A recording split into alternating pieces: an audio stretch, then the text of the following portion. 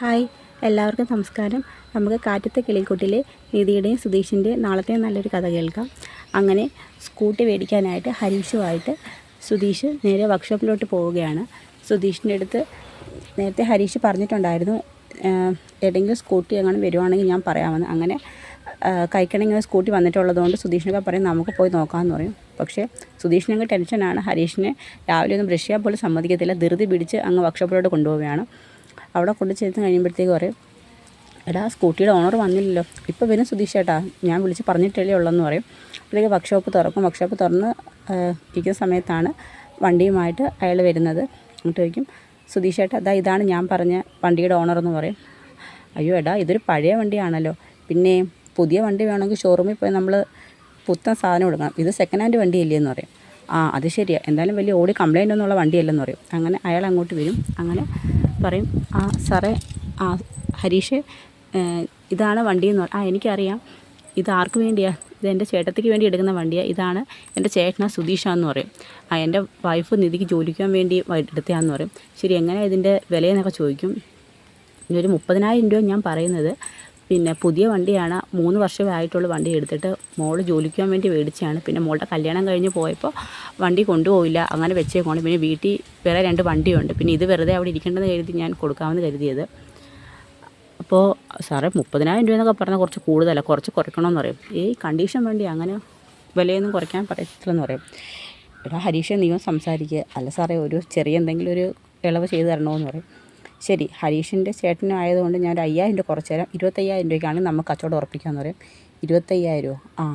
സുധീഷ് ചേട്ടാ ഇനി വില കുറയ്ക്കത്തില്ല, 25,000 രൂപയെങ്കിലും കൊടുക്കണമെന്ന് പറയും. 25,000 രൂപ കൊടുക്കണമല്ലോ, എന്താ സുധീഷ് ചേട്ടൻ്റെ കാശില്ലേ? കാശുണ്ടായിരുന്നല്ലോ, എൻ്റെ ബാഗിൽ ഞാൻ സ്കൂട്ടി മേടിക്കാൻ വേണ്ടി വെച്ചിരുന്ന കാശെടുത്തില്ലേ നീ ആ സ്റ്റേഷനിൽ കൂടെ കൊടുത്തതെന്ന് പറയും. ഇനി അതും പറഞ്ഞ് വെറുതെ വഴക്കാവേണ്ട കാര്യമില്ല, എന്തായാലും കൊടുത്തില്ലേ, ജയിലിൽ നിന്ന് കയറാതെ രക്ഷപ്പെട്ടില്ലെന്ന് ചോദിക്കും.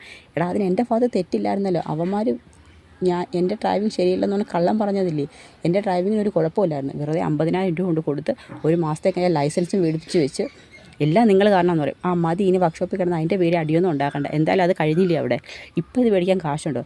എടാ ഇപ്പോൾ എൻ്റെ ഒരു 10,000 രൂപയുള്ളൂ, 10,000 രൂപ തൽക്കാലം നമുക്ക് 10,000 രൂപ കൊടുത്ത് സ്കൂട്ടി എടുക്കാം, അതിനുശേഷം ബാക്കി 15,000 രൂപ ഒരാഴ്ചക്കുള്ളിൽ ഒരു 2 ആഴ്ചക്കുള്ളിൽ കൊടുക്കാമെന്ന് പറയാം.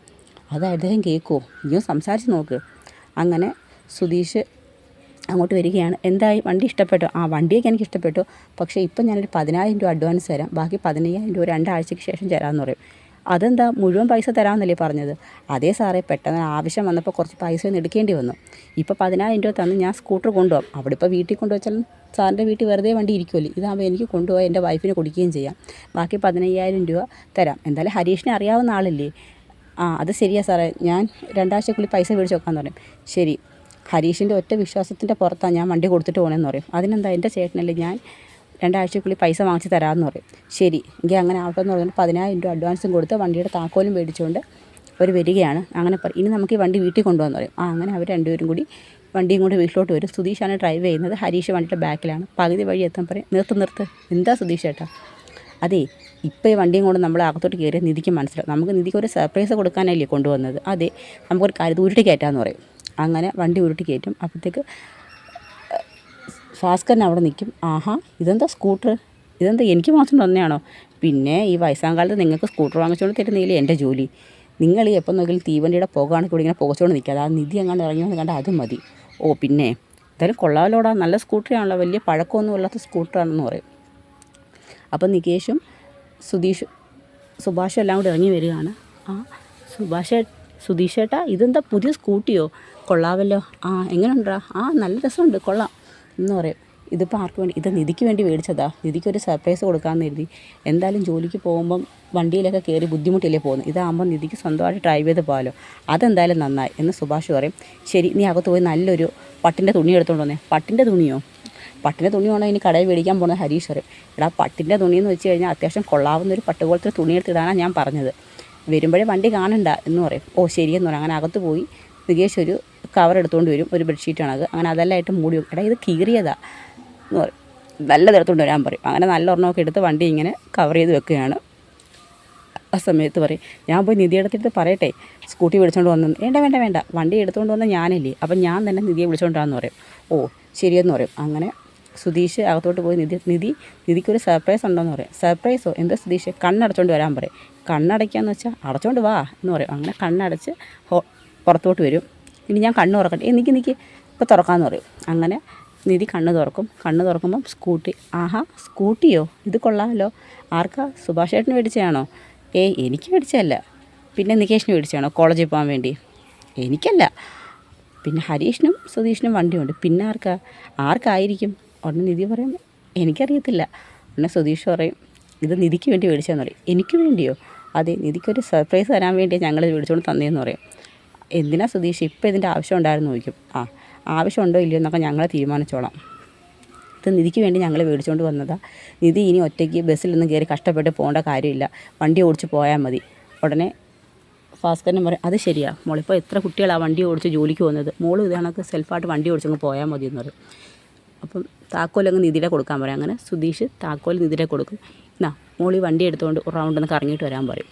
ഉടനെ നിധിക്ക് അങ്ങ് പെട്ടെന്ന് ടെൻഷനാകും. കാരണം നിധിക്ക് വണ്ടി ഓടിക്കാൻ അറിയത്തില്ല. ഉടനെ പറയും എന്നാ മോളെ ഒരു റൗണ്ട് കറങ്ങിയിട്ട് വരാൻ പറയും. അത് എന്താ മോളെ? അത് എനിക്ക് സ്കൂട്ടി ഓടിക്കാൻ അറിയത്തില്ല സുഭാഷ് ചേട്ടാന്ന് പറയും. സ്കൂട്ടി ഓടിക്കാൻ അറിയത്തില്ലയോ എന്ന് പറഞ്ഞ് സുധീഷ് അങ്ങ് കളിയാക്കി ചിരിക്കാൻ തുടങ്ങും. എന്താ ഇത്ര കളിയാക്കാൻ? അല്ല, ഇത്രയും വലിയ വീട്ടിൽ 2-3 കാറും സ്കൂട്ടറും ഒക്കെ ഉള്ള വീട്ടിലൊരാൾക്ക് വണ്ടി ഓടിക്കാൻ അറിയത്തില്ലെന്നൊക്കെ പറഞ്ഞുകൊണ്ട് ചിരിച്ചു പോയതാണ്. എന്താ അത്രയും വണ്ടിയുള്ള വീട്ടിലെ ആൾക്കാർക്ക് ഡ്രൈവിംഗ് അറിയണമെന്നുണ്ടോ എന്ന് ചോദിക്കും. അല്ല, മുമ്പ് പറഞ്ഞല്ലോ ഞാൻ ജോലിക്ക് പോയി കഴിഞ്ഞാൽ ഞാനൊരു സ്കൂട്ടി എടുക്കും, പിന്നെ അതിനുശേഷം ഞാനൊരു കാർ മേടിക്കും. അപ്പം ഞാൻ കരുതി വണ്ടി ഓടിക്കാൻ അറിയാവുന്ന ആളാണ്. എന്തായാലും എനിക്ക് വണ്ടി ഓടിക്കാൻ അറിയത്തില്ലെന്ന് പറയും. ഉടനെ നികേഷ് പറയും അതൊന്നും ഇപ്പോൾ വലിയ കാര്യമൊന്നുമില്ല. നിധിക്ക് സൈക്കിൾ ബാലൻസ് ഉണ്ടോ? ഇല്ല. സൈക്കിൾ ബാലൻസ് ഉണ്ടെങ്കിൽ കുറച്ചുകൂടി എളുപ്പമാണ് വണ്ടി ഓടിക്കാൻ. നിധിയെടുത്ത് വിഷമിക്കേണ്ട, നിധിയെടുത്ത് ഞാൻ ഡ്രൈവിംഗ് ഓടിപ്പിക്കാമെന്ന് പറയാം. ആണോ? നിനക്ക് അറിയാമോ ഓടിക്കാൻ? പിന്നെന്താ, ഞാൻ അത്യാവശ്യം വണ്ടിയൊക്കെ ഓടിക്കും. നിധിയെടുത്ത് ഞാൻ പഠിപ്പിക്കാമെന്ന് പറയും. ഏയ്, അതൊന്നും വേണ്ട, സ്കൂട്ടർ എടുത്തു കൊടുത്താൽ ഞാനല്ലേ, എനിക്കറിയാം നിധിയെ പഠിപ്പിക്കാനെന്ന് പറയും. വേണ്ട, ഇത്ര എന്നെ കളിയാക്കിയതില്ലേ, അതുകൊണ്ട് ഇനി സുധീഷ് എന്നെ പഠിപ്പിക്കേണ്ട, എന്നെ നികേഷ് പഠിപ്പിച്ചാൽ മതിയെന്ന് പറയും. എങ്കിൽ ശരി നികേഷ്, നീ നിധിയെ കൊണ്ട് പതുക്കെ ഒരു റൗണ്ടൊക്കെ ഒന്ന് കറങ്ങിയിട്ട് വരാൻ പറയും. അങ്ങനെ നികേഷാണ് നിധിയെ ഡ്രൈവിംഗ് പഠിപ്പിക്കാനായിട്ട് പോകുന്നത്. പക്ഷേ സുധീഷിന് ഒരു അവസരമായിരുന്നു. സുധീഷ് ആദ്യമേ അതങ്ങ് ഇല്ലാതാക്കി. കാരണം ഡ്രൈവിംഗ് അറിയത്തില്ലെന്ന് പറഞ്ഞ് നിധിയെ കളിയാക്കിയപ്പോഴത്തേക്ക് ആ അവസരം നികേഷ് പ്രയോജനപ്പെടുത്തി. അങ്ങനെ നികേഷാണ് ഇനി നിധിയെ ഡ്രൈവിംഗ് പഠിപ്പിക്കാൻ പോകുന്നത്. അപ്പോൾ അതിൻ്റെയൊക്കെ വരും വിശേഷങ്ങളും കൂടുതൽ രസകരമായ കാഴ്ചകളുമായിട്ട് നമുക്ക് നാളെ കാണാം. എല്ലാവർക്കും വീഡിയോ ഇഷ്ടമായെങ്കിൽ ഒന്ന് ലൈക്ക് ചെയ്ത് സബ്സ്ക്രൈബ് ചെയ്യണേ. എല്ലാവർക്കും ഒരു നല്ല ദിവസം നേരുന്നു. നന്ദി.